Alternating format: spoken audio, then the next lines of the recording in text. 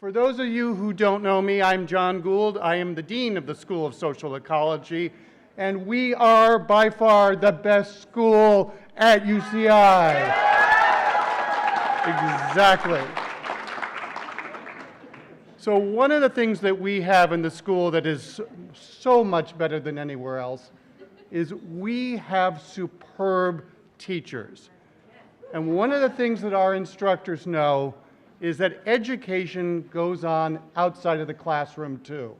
The best teaching is in the classroom and out of the classroom, and tonight is exactly an example of that. Tonight is also something that we owe tremendous thanks to students for. This is an event that actually you have helped to put on for you. And some of you are thinking, well, what exactly did I do? Well, we have a group in the school called the Dean's Advisory Council, which is a group of student leaders. And I said to them last year, schedule an event, put together an event, and we will sponsor it. And what we concluded was that the best thing that could be done here is to identify some of the most popular instructors in the school and ask them to come talk tonight about a topic of the student's choice. So the people you're hearing tonight were chosen by you, and the topics they're going to talk about tonight were also chosen by you. This is in many ways like a TED Talk because these are very popular instructors, and not everyone gets an opportunity to take a class from them. So here's a chance to hear from them. And there are a number of people that we have to thank for this tonight. So among the members of the Dean's Advisory Council, I want to see if the following people are here tonight. Is Madeline Barrientos here? Yeah. All right, so there's one of our members. Ivy Lee, are you here? All right, there's Ivy. Cynthia Marquez. There she is over here. And Maisa Raman. Well, you were supposed to be here. So let's give. There are a number of staff in the school who are working overtime and have been doing so the last couple days to put this together. And I'm going to thank them as a group. Our communication staff is all here, our development team is here, but there's one staff member I'm going to single out by name, and that is Josh Miller. Josh works in our, there he is. Josh works in our undergraduate advising office, and he has been instrumental in helping bring tonight to fruition. But the other people that we owe great thanks to are the 5 faculty that we are going to hear from tonight, who are giving of their time tonight without compensation. They are doing this out of the goodness of their heart. And in thanks for that, in honor of that, and in honor of all of you, and in thanks to all of you and the DAC members, I am going to be creating 5 scholarships of $300 in the name of each of the faculty members who is participating tonight, and those scholarships will be made available to the students in the School of Social Ecology.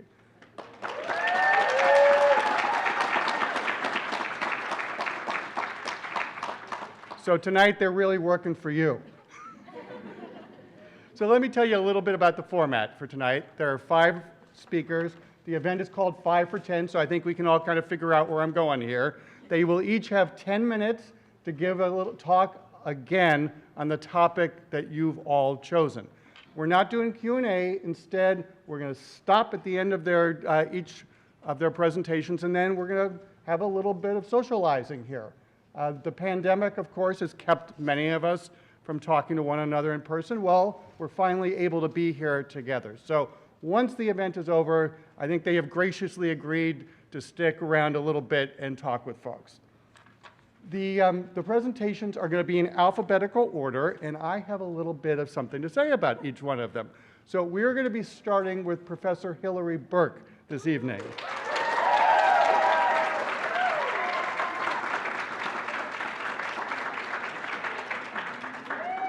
I didn't know your family was so large. So as you can see, the faculty who are here tonight are the ones who are the most popular, chosen by all of you. So Hilary Burke is an assistant professor of teaching in criminology, law, and society. She conducts research on the sociology of law and law and society, gender, family reproduction, surrogacy, law and emotion, civil rights, dispute resolution, and cybercrime. It is amazing what do you not cover? There's a lot that you cover. But we also asked each of the faculty members for a little fun fact about them. And I did not make this up. This is a direct quote from Hillary. She was kissed by James Bond.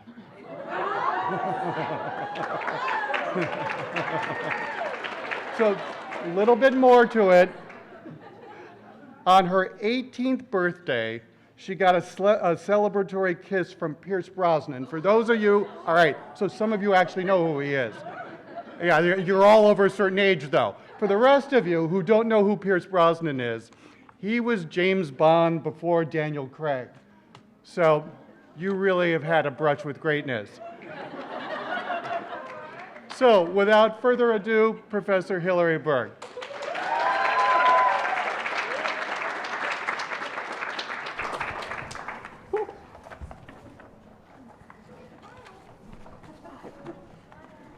Just so everyone knows, this is the first time I'm taking my mask off indoors since March of 2020. So this is a special treat, as my students well know. What is a mother? Is it a woman that gestates and gives birth to a baby, and then maybe even raises it? What about a family, or even a worker? Where do our conceptions of these bedrock, taken for granted social categories even come from? Do we create the law, or does the law create us? Think about it. The Students and Dean's Ambassador Council asked me to speak today on family law and gender, two of my favorite subjects in and out of the classroom. My research, thank you, Dean Gould, is on the wonderful world, but mostly unexplored world of surrogacy. And that's a context that happens to unite both. Surrogacy is a process whereby a woman bears a child for another person, and that's typically in exchange for payment by contract. Surrogacy is also a social practice that turns some of our conventional ideas of what is natural or assumptions about our social rules and family membership on its head. Allow me to share 3 ways in which my research has shown that surrogacy contracts, these things that create legally enforceable family relationships, create new social categories, but also defy others. They also are designed, as I've come to discover, to strategically manage and channel the parties' emotions throughout the process, and for a reason. One example of how social categories are constructed by law is the way that contracts create specific language that becomes normative in society. Terminology that names the parties is far more than just symbolic. They actually activate gender work and parenting roles. How? Contracts intentionally do not call the surrogate a surrogate mother, though that's, popular in television and movies, baby mama and those kind of films, whatever.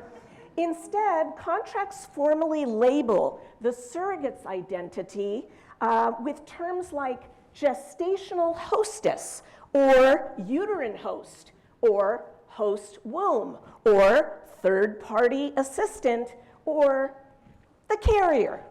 While that language seemed odd about 10 years ago when I started my research, today the use of carrier has really caught on in the industry, and gestational carrier is now the term most popularly used to label the surrogate.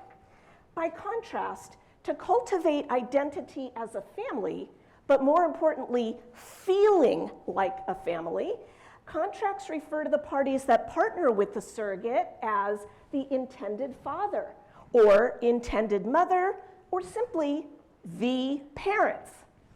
I argue that terms like uterine host or gestational carrier serve to distance emotionally, distance legally, and distance culturally the surrogate's identity from a natural mother, or the way that we think about that social role.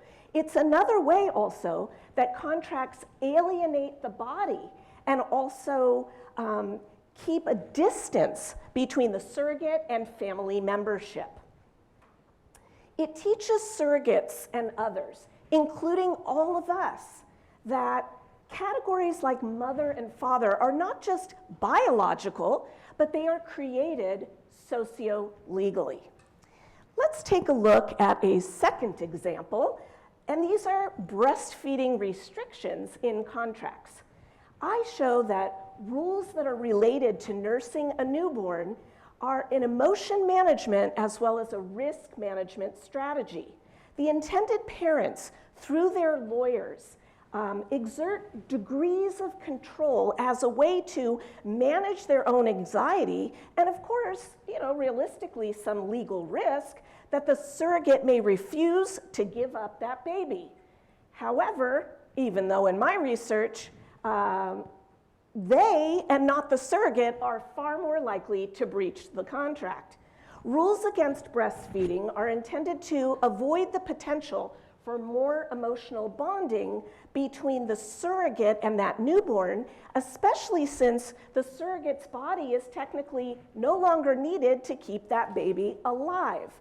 At the same time, lawyers work to counter the parent's fear of bonding and sometimes even feelings of jealousy with provisions in the contract that encourage intended mothers to induce breast milk or even use apparatus to simulate nursing in order to create that sort of family consciousness, even if they weren't pregnant.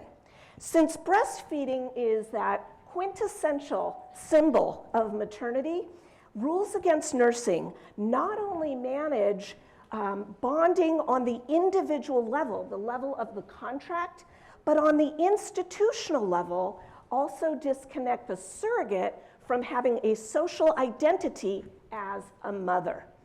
Lawyers then generate brand new norms surrounding gender and family membership through contracts and these kinds of practices, which over time get diffused in the reproductive field and more broadly in society. I'd like to offer one last example here. How do payments exchanged in surrogacy contracts transform what used to be a mom into a worker? Since baby selling and the trafficking in children is a crime, let's not forget it. Also, surrogacy is still not uniformly legal. It's banned in most countries around the world. Surrogacy contracts creatively frame what's called the base compensation as a service or inconvenience fee or even pre-birth child support. Some characterize payments to the surrogates as compensation for wear and tear on the female body. Contracts, though, specifically acknowledge psychological and medical risks. What do all of you think 9 months of pregnancy for a stranger is worth, in addition to all those months of preparation and in vitro fertilization, if it takes the first time around? What do you think? Well, although rates can differ depending if you're a first-time, second-time, or third-time surrogate, it typically ranges from about $18,000 to about $50,000 in my research, with $25,000 being the average. In addition to that base compensation, surrogates can charge fees for a number of things, like the pain and risk of enduring a C-section. That's about $1,500. The experience and risk of carrying twins or triplets, about $2,000. Getting an amniocentesis procedure, only about 500 bucks. And even total loss of reproductive function if the uterus is damaged during that surrogacy, $3,000. I argue that the normalization of compensation has implications that go far beyond each individual contract. First, how surrogate labor is undervalued and its medical risks are really a proxy for how we value women's bodies more broadly in society. Second, compensation commodifies the body in a uniquely gendered way because, after all, only women can get pregnant. It transforms these traditional ideas of what is a mother into this new social category through payment called worker. Since the baby market is not going away, and I favor empowerment, the question should be, what is fair compensation for this labor and its risks? The widespread legality of surrogacy depends upon normalizing new and socially acceptable identities that counter these traditional, or what we used to think of as natural and taken for granted categories and families. Lawyers, agencies, counselors, and others socialize their clients, but more importantly, all of us, the rest of society, through these formal contract provisions and emotion management strategies. Lawyers work to cultivate emotional detachment in a surrogate in order to strategically distance her from identifying as, but most importantly, feeling like a mother.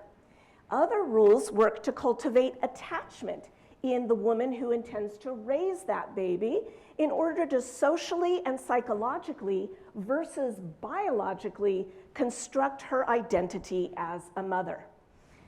I truly appreciate the opportunity to show you today the way surrogacy is just one unique site where beliefs about categories like motherhood, fatherhood, gender, family, and work constitute, but also are constituted by the content and meaning of law.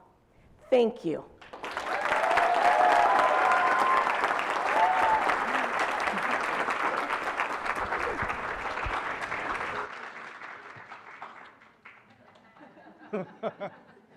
All right, we're off to a great start, and congratulations on going the first time without a mask in a larger crowd. Classes are canceled if I get COVID. So just to make sure you all heard that, she said if she gets COVID, classes are canceled. So our next speaker is Professor Jessica Borelli. She's in our, all right, Professor Jessica Borelli. Professor Borelli is a professor of psychological science and a clinical psychologist. She specializes in the field of developmental psychopathology, and her research focuses on the links between close relationships, emotions, health, and development, with a particular focus on the risks for anxiety and depression. All very important, very important. But here's her fun fact. And the reason that I think if anyone's going to kill it tonight, it's going to be her. Because Professor Borelli has started performing in musicals with her daughter. So,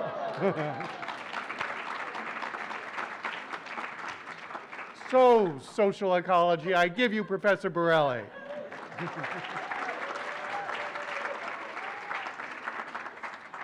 I'm not going to show you any of my moves tonight. If you want to come see our next show, it's in June.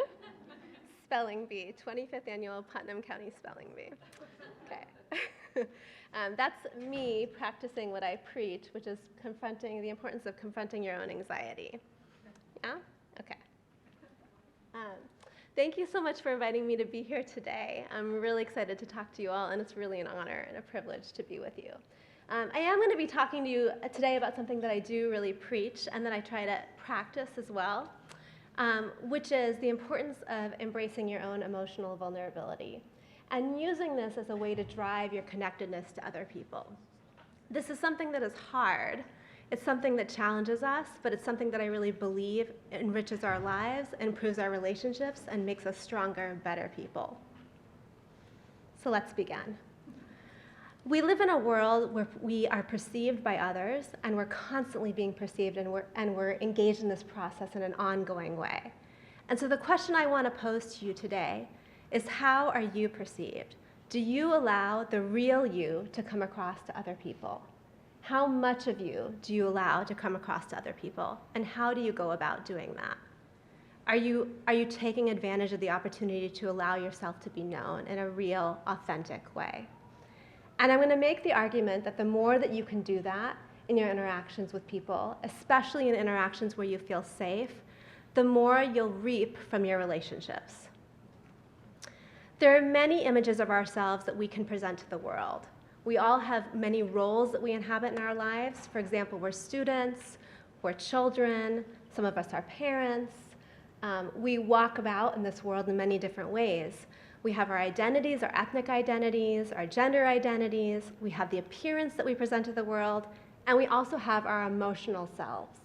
That's the part of us that I'm going to focus on today, the emotional self and that part of ourself that we inhabit in our experiences and our daily lives. So let me talk a little bit about a case. This is the case of Patrick, who's not a real person, but we're going to focus on Patrick for the sake of me making a point today. So let's imagine that Patrick wants to make closer connections with other people in his lives. He really wants to understand how he can get closer to other people and share his experiences in a way that promotes these connections. Patrick's upset because he had a negative interaction with someone at his workplace. His friend made a comment to him about him taking too many days off at his workplace. However, he's been taking days off at work to help his mom out, who just had a really major surgical procedure. His friend doesn't know that, doesn't know the reason why he's been taking all these days off. And he has a lot of feelings about these comments that were made to him. So on one level, he feels really annoyed and really irritated about these comments.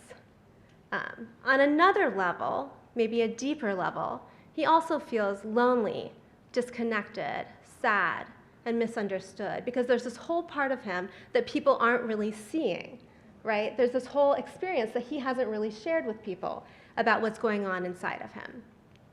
I want to talk to you about the different ways that he could communicate his experiences to his coworker, should he choose to do so, and the ways in which those communications might have an impact on his relationship with his coworker. And I'm going to use this to illustrate some points about the nature of communications and interpersonal relationships. So let's talk first about the emotional tone of this communication. He could choose to communicate his annoyance, his irritation, and that would be much less emotionally vulnerable. So he could say, "You really pissed me off when you said that, right? That really bothered me, that really irritated me that you said that to me. You have no idea what's going on in my life." Or he could choose to come at this from the place of talking about those other emotions, the lonely, disconnected, sad, or more vulnerable emotions. He could say, like, "I don't feel seen by you. I don't feel like you really know me or see me or know what's going on in my life." And that would be much deeper, much harder to say, and ultimately much more connecting and much more vulnerable, because he's going to open up a whole different part of his experience and invite someone to walk into what's going on at a deeper level with him. When we think about emotional experiences, we can divide them into different categories.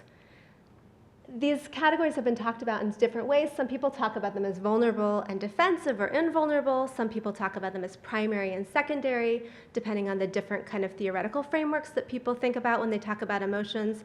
But they generally break down in these ways, so that we think about vulnerable emotions like loneliness, feeling sad or rejected, feeling afraid, and sometimes anger if it's in this form of assertive anger, like standing up for yourselves. Those are the emotions that when you express them, they make people want to walk towards you. They make people want to ask you more questions. They make people want to try to understand your experiences. And these other emotions, like shame, embarrassment, guilt, or the type of anger that makes you want to go around and around in circles, those emotions make people want to walk away. They want to make people not try to understand you, and they make people want to close the door. They don't make people want to get closer to you. So if you invite people in when you express your emotions in this one way, you create an opportunity where people want to get to know you more. Whereas if you step forward with these emotions, you're actually pushing people away. So this is one way in which someone can present their emotions with a more vulnerable kind of slant. It's the tone, the emotional tone that someone creates. I want to talk about a second way in which he could talk about from his emotions from a more vulnerable place.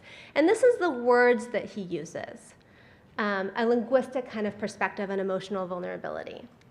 So he could say something like, and here I'm going to present this using a vulnerable emotional tone, okay? But I'm going to focus on the linguistic aspects of this. So he could say something like, this was the type of experience that would make anyone feel judged and misunderstood. Or he could say something like, I feel judged and misunderstood. These two different frames both express the same feelings, judged and misunderstood, but they vary in terms of the linguistic frame of the message. One of them has a very abstract, very distant type of frame. I've highlighted in blue here the words I want you to pay attention to. The first one uses past tense words, it uses very big words, it uses hypothetical language, versus the second one uses present tense words, short words, and is very much focused on the person. That one's much more vulnerable. And I'm going to tell you about the research that talks about these two different frames right now. This is research that's been done by Jamie Pennebaker, and we've done some of this research in our lab too, using a construct called verbal immediacy. Language that's higher in verbal immediacy is much more personal, it's grounded in the moment, it's the opposite of what we call psychologically distanced language, which puts the perspective very far away from the person. And when people use language that's verbally immediate, in the moment, focused on the self, here and now, short words, all of those types of indicators, people want to move in closer to you. It's the same type of thing as what I talked about with the emotional tone. It brings people in because it's anchored on the self, right? As opposed to this very psychologically distanced language.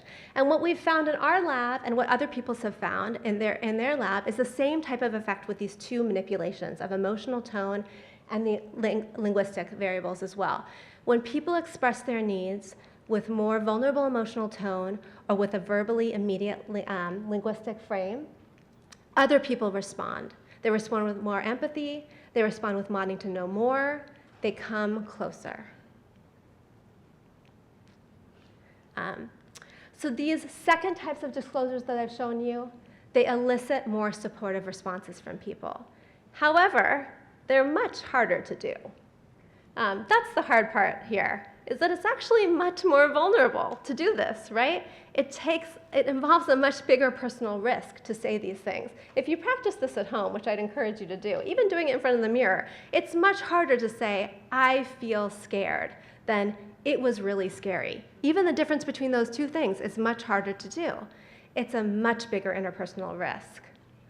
And people who have a history of having been responded to in a very sensitive way, when they've made personal disclosures like this, they have it really easy. Because they've learned over time that when you respond with vulnerability, you're met with sensitive, loving responsiveness. And you get rewarded because the more you share, the more people come closer to you. But some people have not been so fortunate in life. Some people have been met with unkind responses when they've been vulnerable. Some people have learned that the more you open yourself up, the more you open yourself up to rejection. And actually, opening yourself up is not a safe thing to do because you open yourself to be hurt.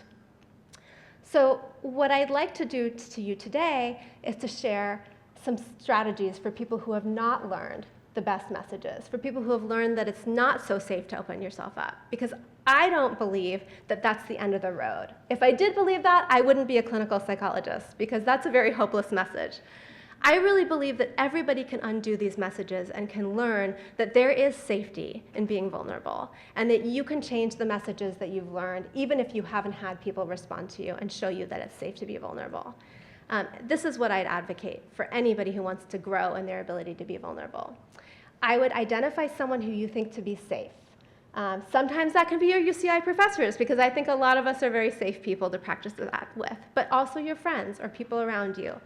And I'd start practicing in a small way, in small, tiny steps way, with low stakes types of thing. Don't share the biggest thing that you feel the most vulnerable about. Try something really small that you think is maybe like a level 2 on a scale of 10 type of thing. And then before you do it, try to build in some flexibility in terms of what you think will be an acceptable response. Think about maybe 10 things the person who's responding could do that would feel good to you. Not just one thing, 10 things. So maybe just listening. Maybe them just listening to you would make you feel good and like you've been heard. Or maybe them saying something like, I can understand that, would make you feel good. They don't have to respond in 100 different ways, just a couple different ways. To try to buffer yourself from any feeling of rejection, because when you first practice vulnerability, it can be very hard and it can feel very scary.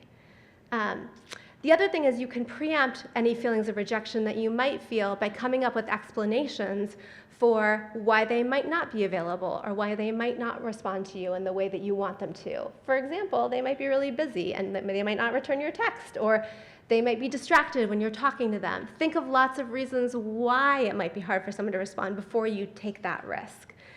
And then, and this is something we've done a lot of work on in my lab, and some people in this room are working on studies related to this, try to go back through your own history and recall times when people have been responsive to you, when they have responded to your needs, when they've noticed things that have been really wonderful for you and done loving things for you. Because everybody, no matter how adverse their histories, have moments when people have really been there for you in really important and meaningful ways.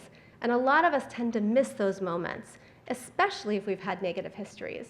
So go back, write those moments down, review them, think about how important and meaningful they've been, because they do mean a lot.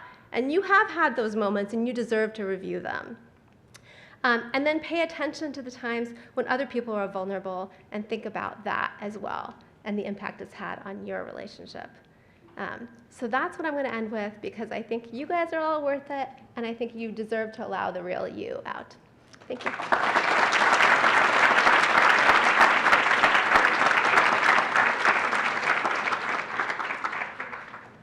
Thank you. That was really wonderful.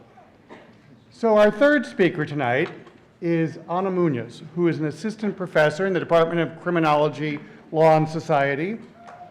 All right, let's hear it for CLS. Let's hear it for CLS. Her research focuses on gang profiling, youth justice, gang injunctions and databases, immigration enforcement, policing, race and state violence. So it's not surprising that her talk today is going to be titled, Gang Profiling is Legalized Racial Profiling. Her secret fact, though, and I find this really interesting, I hope we have this right, that she intentionally goes running before sunrise in places that are supposed to be haunted. So afterwards at the reception, I want to find out if you've come across any ghosts. But right now, please join me in welcoming Professor Muniz.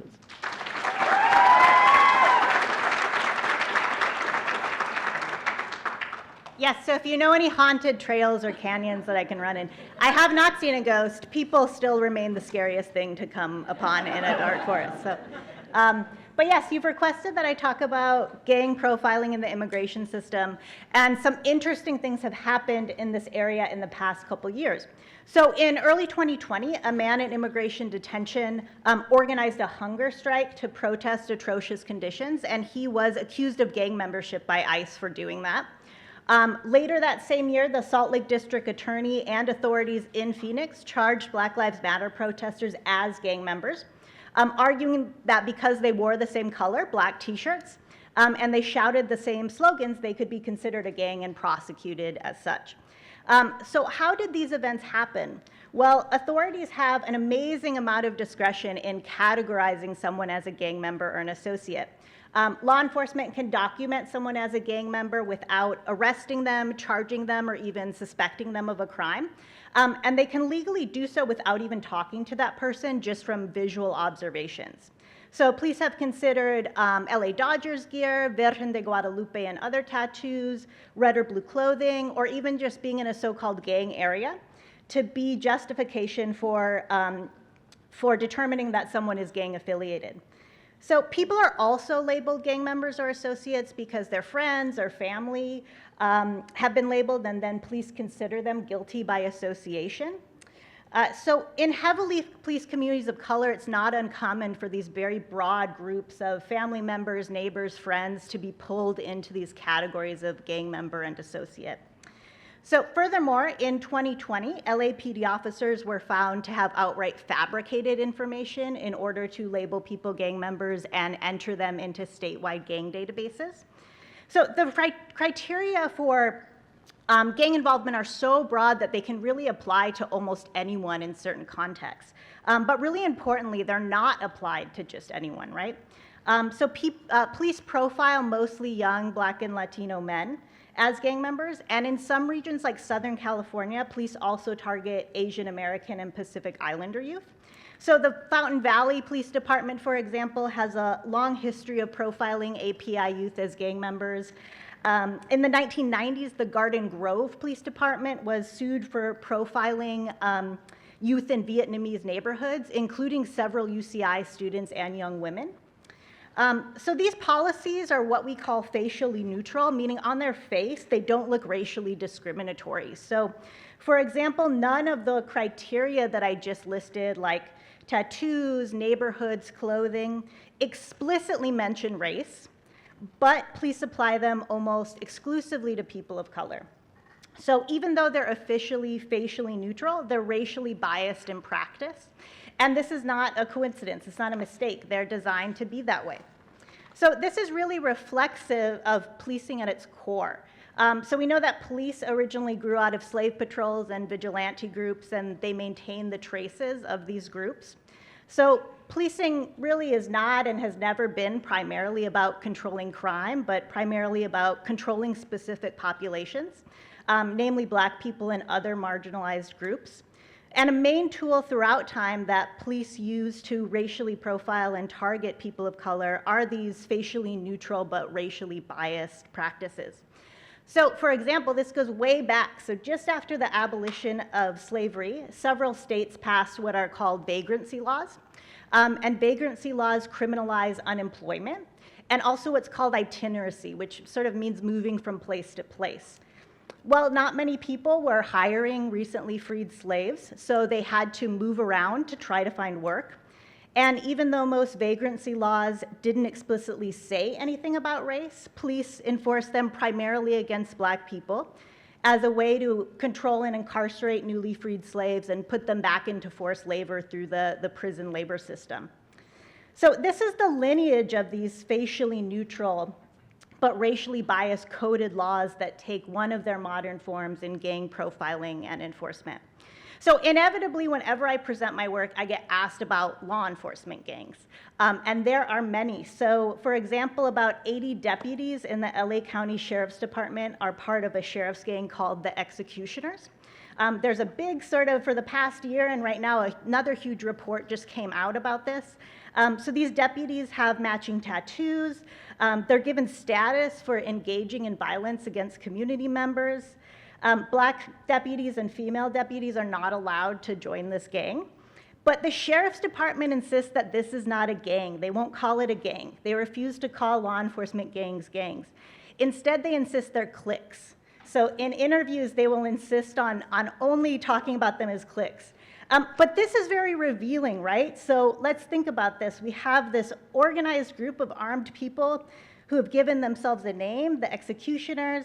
They have matching tattoos. They engage in violent behavior in order to move up in an organization. And yet law enforcement claims when their own do it, it's not a gang, it's a clique, right? But it is gang activity when people engage in hunger strikes in detention or when people march for racial justice. So what's the difference between these two groups? Well, one has power, right? The other is challenging power. Most people who will be accused of gang membership are not white. And what it also reveals, again, is that these practices of gang profiling are not really primarily about identifying and addressing organized crime, but rather it's an easy tool that can be used for targeting people of color, particularly if they're in public space and particularly if they're challenging racialized state violence. So for immigrants in particular, gang allegations can have very profound consequences. So it can result in refusal of a visa, denial of a green card, denial of DACA. It can also result in solitary confinement for someone who's in detention and expedited deportation if people are awaiting deportation. And sometimes these allegations make their way to ICE from local police through databases, but ICE also and other immigration authorities do plenty of gang labeling on their own. So in 2018, for example, a US district judge found that ICE had lied in court and falsely said a DACA recipient was gang affiliated in an attempt to deport him. And a DHS special agent admitted around the same time to classifying immigrants as gang members to ensure they're ineligible for bail. So it's common, I found in my own research, for ICE officers in court to simply state, I have reason to believe this person is involved in gang activity, without providing any evidence, and then the burden is on that accused person to sort of unprove this baseless allegation. And unfortunately, a lot of the time, immigration judges buy it, and also unfortunately, people in the immigration system often don't have attorneys because there's no sort of compulsory defense in the immigration system.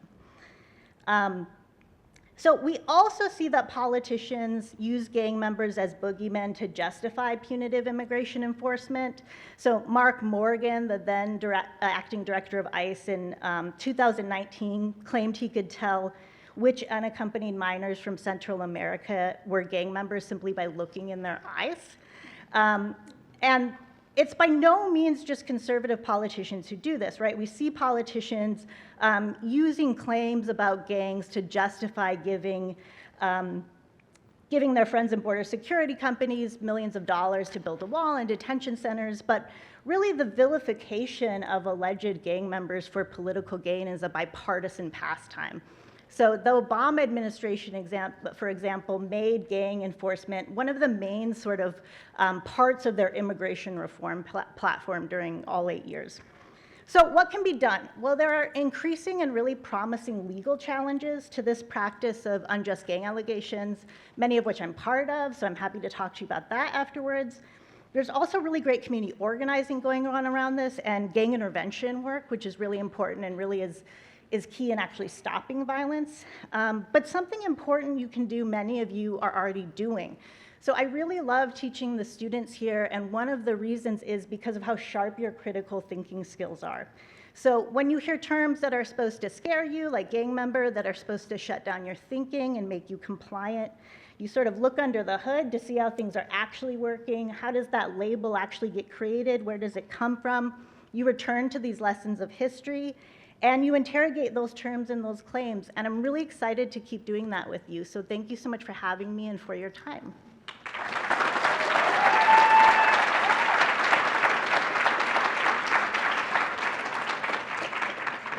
Thank you. So our fourth speaker tonight is Maria Rendon. She is, all right, Maria. She's an associate professor of urban planning and public policy. She's also the director of the PhD program in urban and environmental planning and policy. Her research is multifaceted. She looks at immigrant integration, children of immigrants, urban neighborhoods, segregation and urban poverty, race and ethnicity, sociology of education, social inequality, and social policy. And her fun fact is that she is an anteater through and through. She got her bachelor's degree here at UCI. Now, I will note she got it in sociology and political science, but as she's gotten older, she has seen the light and come over to social ecology. And she's going to be speaking tonight about her pathway. The title is From the Hood to the Academy. So, Professor Rendon.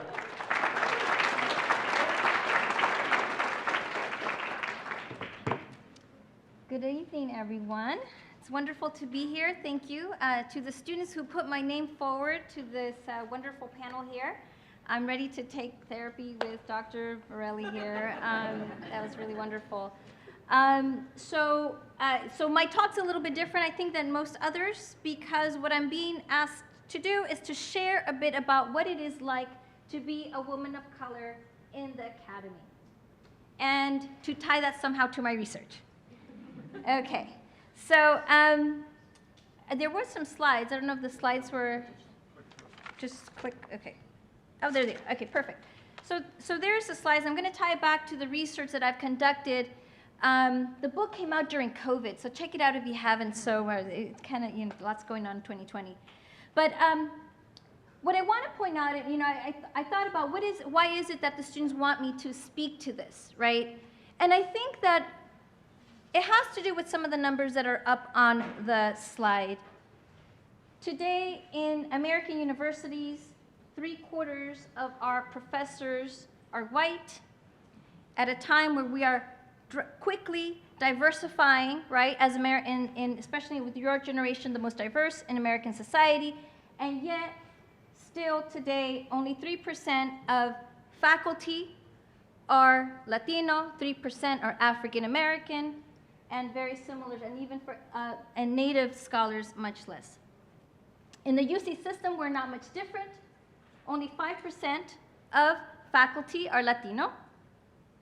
And we might think that maybe in the UC, an institution like ours, a Hispanic serving institution, that we're doing something wonderful. We are, in many ways. I'm looking at the room, and it's a beautiful room.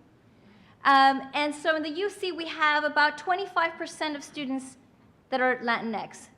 We can think about other racial ethnic groups as well, but 50% of the state of California high school graduates are Latinos. So there's a gap there. And again, here in our institutions, 5% are Latino faculty. So I think that the students who have asked me to speak about being a person of color in academia may be familiar with these stats or may not, but certainly recognize that there's a disconnect between the lives that and the neighborhoods that they come from and what they see here at the institution. So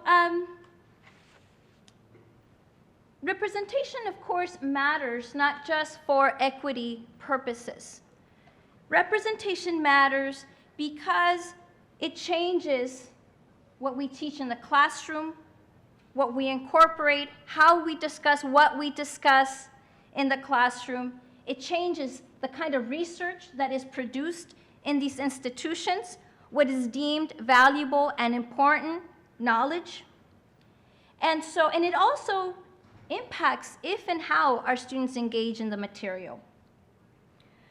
So let me tell you a little bit about my research.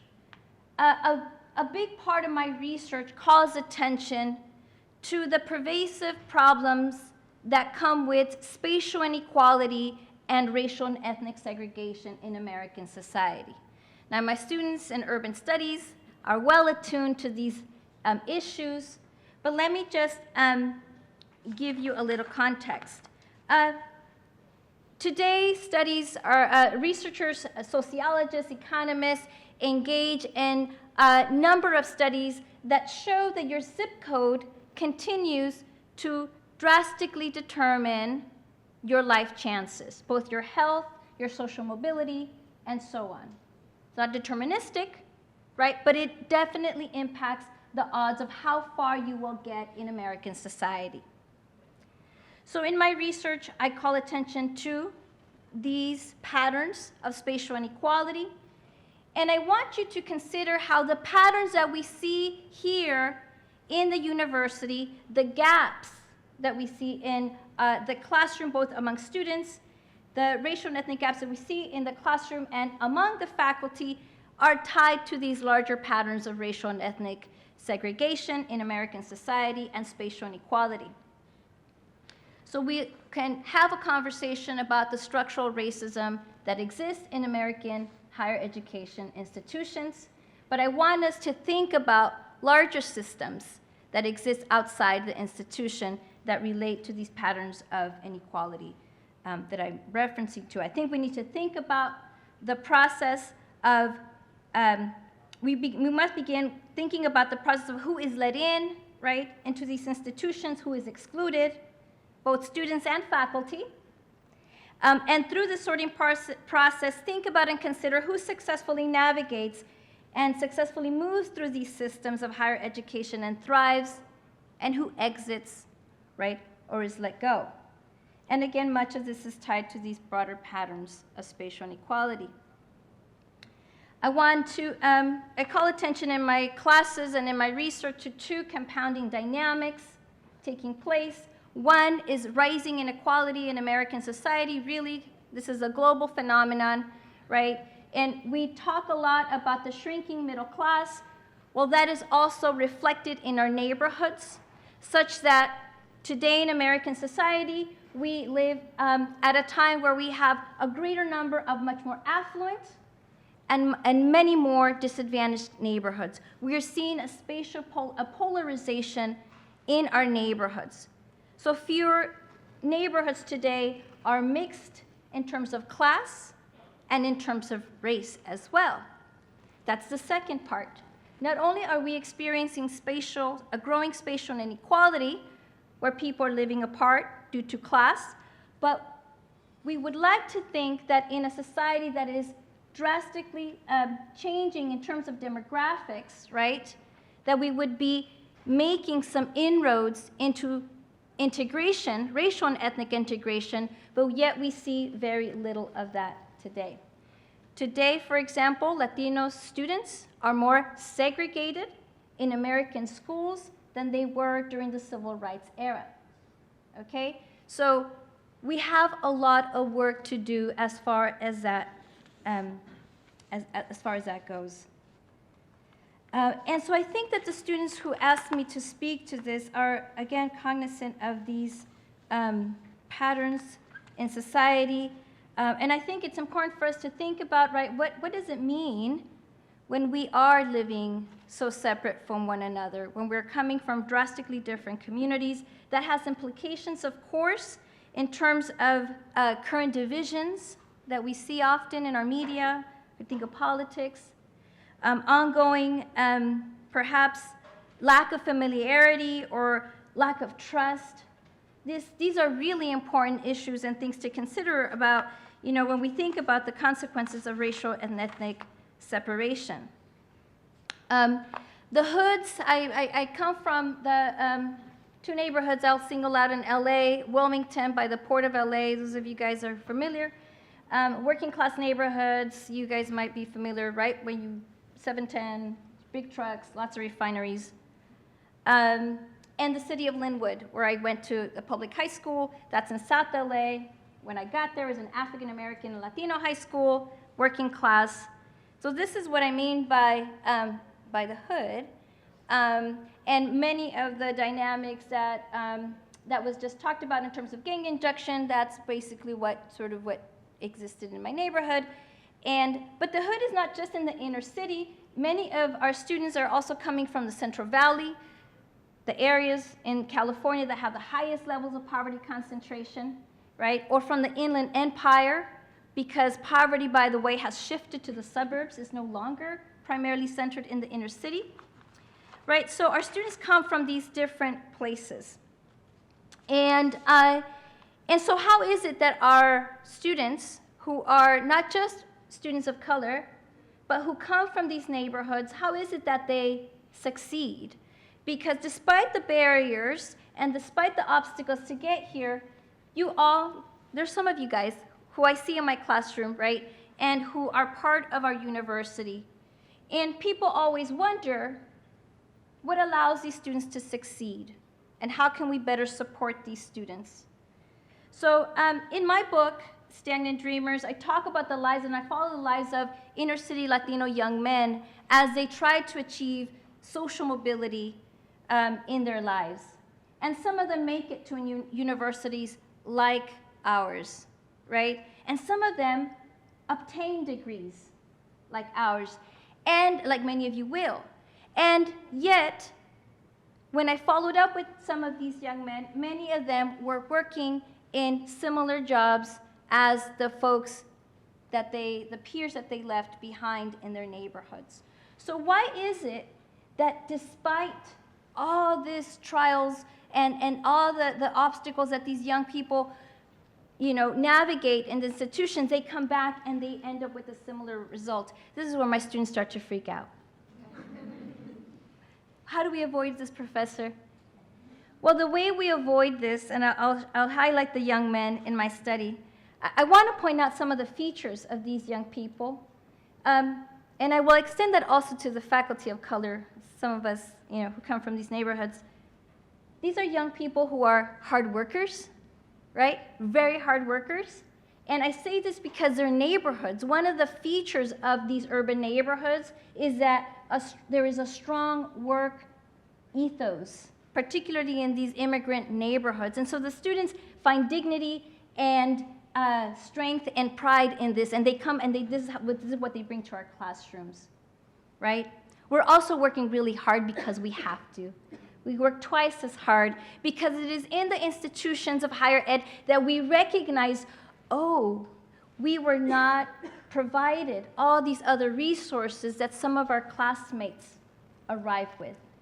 The people in our classrooms, right, some of our peers sound smarter, they are able to think critically, they seem to be really sharp, right? And there is a lot of doubt that comes up for these young people, right? I'll tell you that this follows us, some of us, not only in the undergrad and then grad school, and then later on as faculty, okay? This is something that we continue to work through. So young people that are coming from the inner city are working twice as hard typically, just as, everybody's working hard in the institution, but that's definitely a feature that if you're not seeing it as a faculty member, you gotta look a little harder because these young people are working really hard. The other thing that happens is that it is in the institutions of higher education that these young people then confront this fallacy of an American meritocracy, right? And they recognize that things are very unequal, right? And so the young people, and research shows that young people in the inner city are some of the most, they hold very strongly to the ideals of American meritocracy and individualism. And so one of the things that I observed in my research and I've seen with some of my students is that they come, they're hard workers, they're gonna do it on their own, but they make the mistake of trying to do it on their own. And so as one of my research participants, this other study that I'm doing recently shared, they're struggling in silence, right?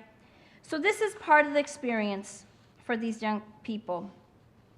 And the other part of the experience is that these institutions and the culture in these institutions is very foreign. It's a very foreign culture that exists in higher ed that it is hard to relate to if you come from these neighborhoods, right? It is not just that you're struggling, perhaps feeling like you need to catch up academically compared to your peers, but it is also the case that people just sound different. The professors have big fancy words, they're intimidating. Some of your peers are intimidating, right? They don't sound and talk and walk the way that you do when you come from these neighborhoods. And so that can feel, for many students, uncomfortable, to say the least, and for many of our students experiencing what we describe as a sense of alienation, right? Kind of like you're here, but you're not really here, you're not really part of the community, right? So despite these challenges that young people from the inner city, and again, I will extend it to the faculty because you guys think it ends, it does not end. We just kind of figure certain things out along the way. But how is it that some of us that come from these neighborhoods are then able to succeed and thrive in the university, as many of you are? How is it, and what allows us to get ahead, to go through the ranks of higher ed? Some of us end up sort of before you as faculty members. Well, it should not come to a surprise that most people find their jobs and they get ahead in life in part by drawing on links and networks of one another, right?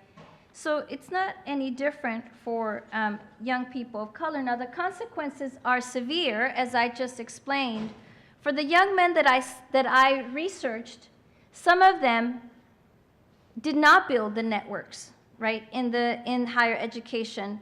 So it was they obtained the diploma, but not the networks, right? And so they went home with a fancy diploma, but not having expanded their networks. I'm going to end by saying that the way that young people from these neighborhoods end up succeeding, right, is by building community, right, by finding people within the university that peers and mentors that can support you.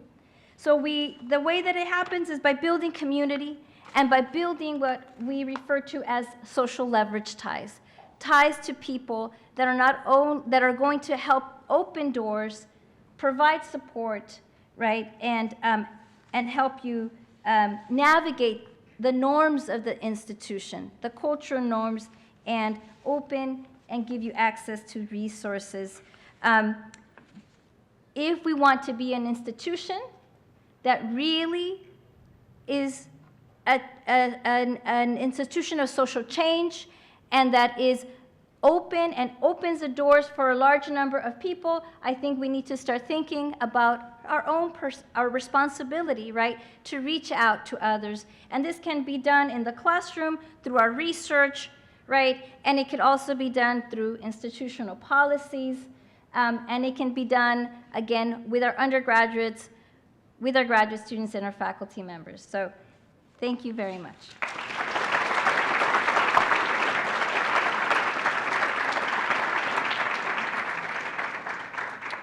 Thank you. So our last speaker tonight is Professor Jason Schiffman from the Department of Psychological Science, who has clearly brought his own cheering section this evening. So Professor Schiffman is the Director of Clinical Training in the Department of Psychological Science and the Director of the Prevent Lab. He specializes in identification and prevention of early psychosis, addressing issues of health disparities across racial and ethnic groups among individuals at clinical high risk. So Jason's fun fact has to do with his progeny. So his children are very, very talented. His daughter Chloe is an exceptional singer and songwriter. She plays the guitar, the ukulele, and the piano. His son Jacob is also musically talented and has been a touring member of the group Kids Bop, or was a touring member of the group Kids Bop for 2 years. But, oh wait, there's more. Guess who got up on stage with them at one point? That's right, Professor Schiffman has been on stage with Kids Bop. So I think between Professor Borelli and Professor Schiffman, we probably have a talent show to do at some point. But before we get there, Professor Schiffman and his presentation tonight. Thank you very much. Thanks, John. Yeah, are my kids here? Hey! So Jacob and Chloe are here. They got all their talent from their mom, who's here also. Nice job. And I wasn't just on stage one time. I actually was on stage 4 times and won the parent battle 3 out of those 4 times. And so, yeah, thank you. Thank you. And I also I want to start by thanking John. Really appreciate your generosity and for sort of giving to this community in the ways that you are and bringing us all together. And I also want to thank my fellow panelists or people. It's unbelievable. I'm so proud. If I can use, I think about emotions like Jesse does, but I'm so proud to be able to say I'm your colleague. So thank you. I learned already. Yeah, no, I'm going to cry. Also, when I talk about my kids, I start crying a little bit, so that's all right. But I want to talk, well, so this slide is like brilliant future. When I think about the future, I think about my kids. And I also think about like students, you all. How many people are in my class? Yes. So thank you for coming. We just ended class, and you keep coming back for more. So, this motto is probably built or written for you all to think like, oh, if I go to UCI, I'll have a brilliant future. And that's true. I think that's really true. But my gratitude is around the fact that you are going to make the future better for all of us. And same with my kids. And you're going to make this world better. And so I think about brilliant future. I think about what you're going to give to the rest of us. And I'm grateful for that. Sometimes people ask me, well, how can I make the future better? Like, what do I do? And I always fall back on the old advice about following your passion. How many of you have heard this, follow your passion? Okay, you've all heard this, right? It's good advice, right? But it needs to be unpacked. You need to learn more about what does that really mean to follow your passion. Passion's sort of a dynamic process. It may change. Some of you may not know what your passion is, and you're thinking, well, how do I not know what my passion is? He told me to follow it. So I think about this, and I think like, well, what do I tell people when they don't, they want to learn more about this? I think find yourself working or doing things that satisfy 3 conditions. All right, the first condition is doing things that you like, that are fun for you, that you enjoy, that when you're done, you're like, where did the time go? The second condition that I think is good with respect to following your passion is around doing things that you're good at, where you have some efficacy, some skill. When you're finished, people are like, man, you really crushed that. That's excellent. You're really in your zone. And then the last thing, and I think maybe the thing that resonates most with me, the last pillar of the 3, is doing things that matter or make a difference, that connect you with the world in ways that give you the opportunity to make change. I think UCI is replete with all sorts of opportunities that allow you to find and then pursue your passions. It's a great place with great people to do it with, to build community, to do it together, to make a difference in the world. And I really came to UCI for this purpose. So these are all of my faculty in my department. This is my research lab, and these are the clinical graduate students here. And we all are pursuing our passion. Now, my personal passion professionally is around helping people who are on a trajectory towards developing serious mental health concerns related to psychosis, such as schizophrenia. So this is one of the most impactful mental health conditions that we have. It affects, psychotic disorders affect about 1% to 3% of the population. And this equates to about 100,000 young adults or adolescents developing a psychotic illness every year. Now, it's hard to overstate the challenges that developing an illness related to psychosis can bring to bear on a loved one or family member, an individual. One of the most appalling statistics is reduced life expectancy by 20 years. So this is in large part driven by risk of suicide, which is one of the projects that my team and I are working on to reduce the chances of people dying by suicide who are at risk for psychosis. But there is a silver lining to this, which is to say that many individuals who experience psychosis can and do lead full and satisfying, gratifying lives. We call this recovery. And we should think about recovery not as the exception, but as the expectation. One of the things that helps facilitate recovery is early identification. In this field, if we can find folks early, identify them, and walk alongside them in their journey, we may be able to alter their trajectories in really positive ways, give them a chance to lead a life of their choosing, a life of contentment, a life of happiness, to be able to follow their passions. Now, in this field, an ounce of prevention is worth a pound of cure. So we want to find folks early, and we are developing a science to be able to do that. But there's a lot of systemic and historical aspects of our community and our society that gets in the way of doing this, especially for vulnerable or marginalized communities. So we think that if we're careful of this and mindful, we can bring some science to drive solutions here. You see things like overdiagnosis, misdiagnosis, and oftentimes getting the wrong treatments to the wrong people at the wrong time that sort of fall into prey here, become a problem. So what should we do about this? Well, I want to share 3 studies really quickly that we've attempted to bring forward to try to rectify this. This first one is about the tools that we use to screen people that might be at risk for psychosis. These tools self-report. So a person would I'd give you a questionnaire, you fill this questionnaire out, and I'd look at this, and I'd say, okay, well, maybe they're at risk for psychosis based on their answers to this questionnaire. Our question was, though, are these questionnaires as good for people of color as they are for white people?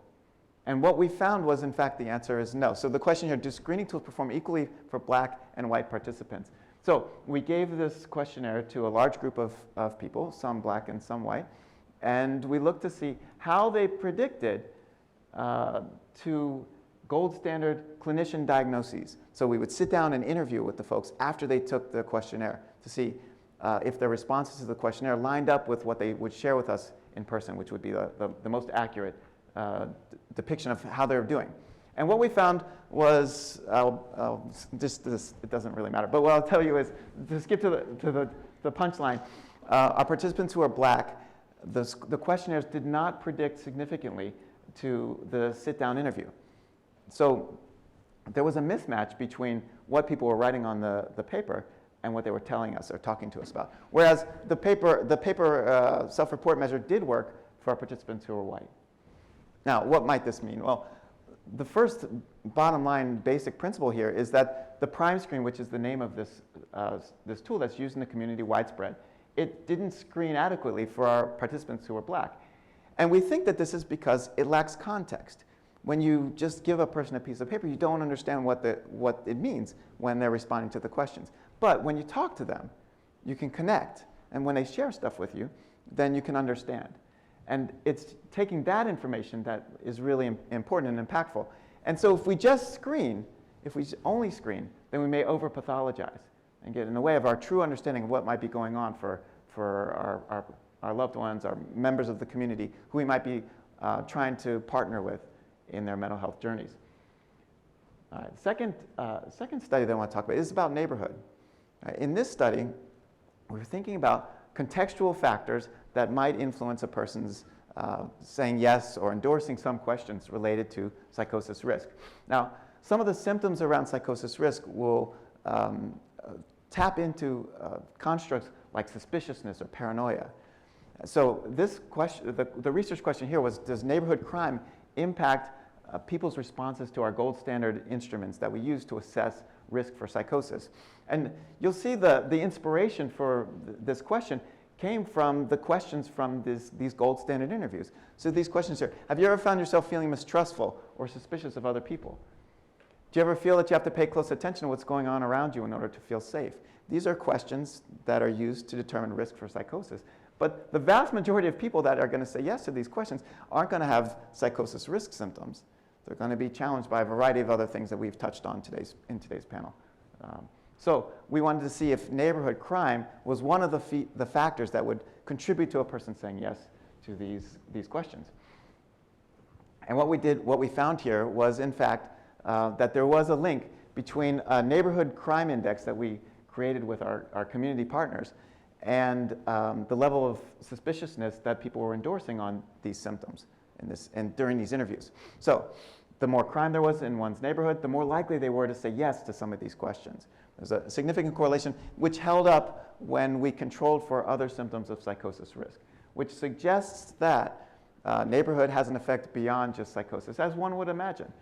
And this is important. It gives credence to the importance of context when we're talking to someone, when we're thinking about a person's symptoms and their experiences. And we think about conceptualizations like healthy contextual mistrust versus psychopathology. People are responding yes to these questions because there's a reason for them to be mistrustful of their neighborhood or their environment, not because they're developing mental health concerns related to psychosis in many cases. All right, third study I want to mention was around going back to that prime screen, that tool that we use for prediction, and the nature and the psychometric properties of the tool in and of itself. So this one, we were thinking about the actual items on this. It's just a 12-item measure. Think, what do those items ask? And maybe some of them do things differently than other items. So we took this 12-item measure and we subjected it to a factor analysis. And we really came up with two factors. The first factor of questions sort of clumped around questions like this. I think that I've felt that there are odd or unusual things going on that I can't explain. And I think that I might hear my own thoughts being said out loud. We kind of felt like these questions were beginning to tap into the constructs of interest for us, risk for psychosis. Now, the second factor sort of had a different vibe to it. These are questions like, I think that I might be able to predict the future, or I've had the experience of doing something differently because of my superstitions. Maybe sort of a different flavor, a different feel to them. And we thought, well, maybe they're predicting different things, even though we're calling all these questions psychosis risk evaluation questions. What we did was then we correlated people's responses to both of these different factors with how they're functioning in society. So factor one, this odd, unusual thoughts or voices. The higher you were, or the more questions you endorsed on questions like that, the worse your functioning was in society and the worse you were doing socially.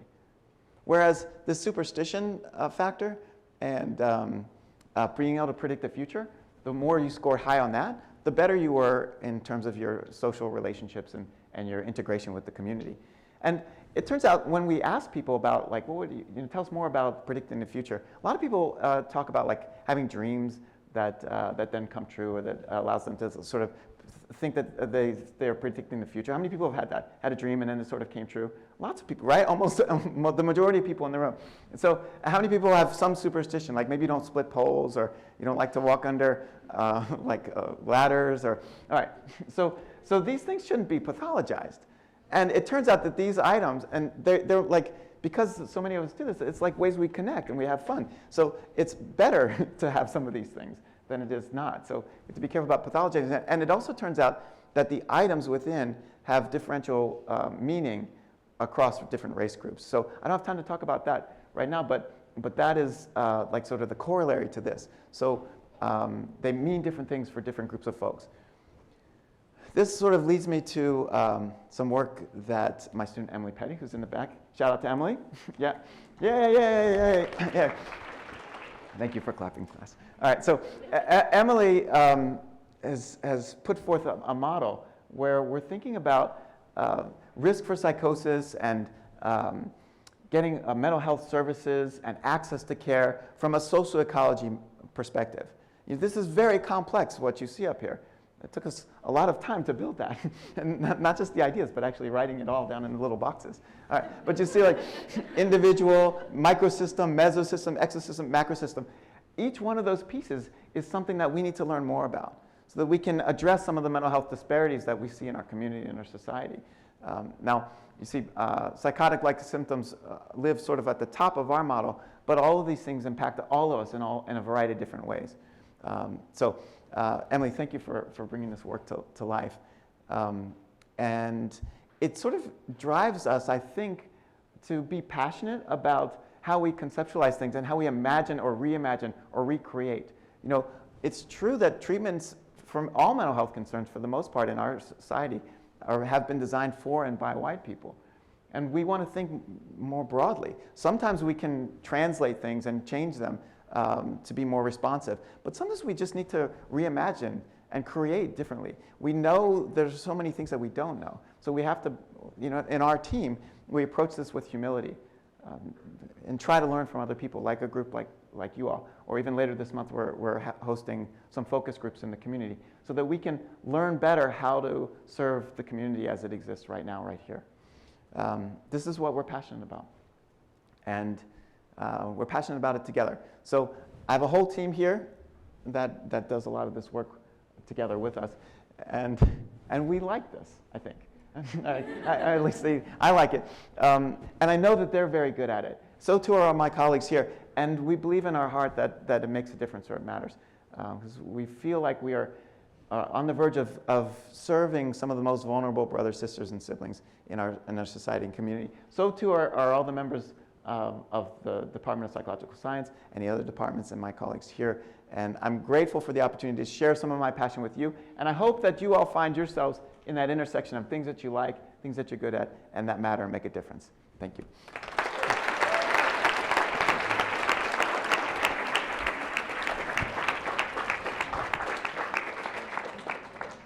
So what a great message to end on, because all of these faculty, all 5 of them, make a difference. They make a difference in their teaching, and their teaching is so good because of 2 things. Because they are highly dedicated to it, and because they're able to bring their research to the table as well. So I hope, first of all, before we do anything else, you will join me in thanking the 5 faculty who presented tonight.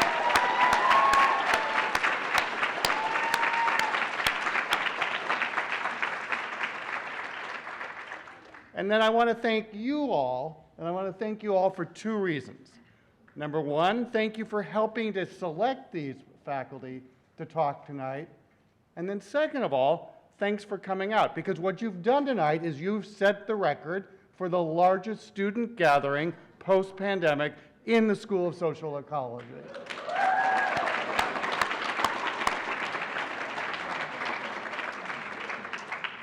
And we are not stopping with tonight. So if you look on your chair, you will see a little piece of paper. We are having a party next month. So we have declared 2023 the year of the School of Social Ecology because we can. And we are having a party in April to celebrate the School of Social what? Because how many of you have tried to explain to your family or friends what the heck social ecology is, right? Well, we're coming together. We are going to celebrate our name. We are going to define our name.